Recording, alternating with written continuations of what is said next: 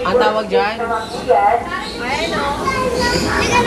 Dragon natin, yung nakababa naman yung tenga niya. Okay. And yung mga lady members natin, ito naman.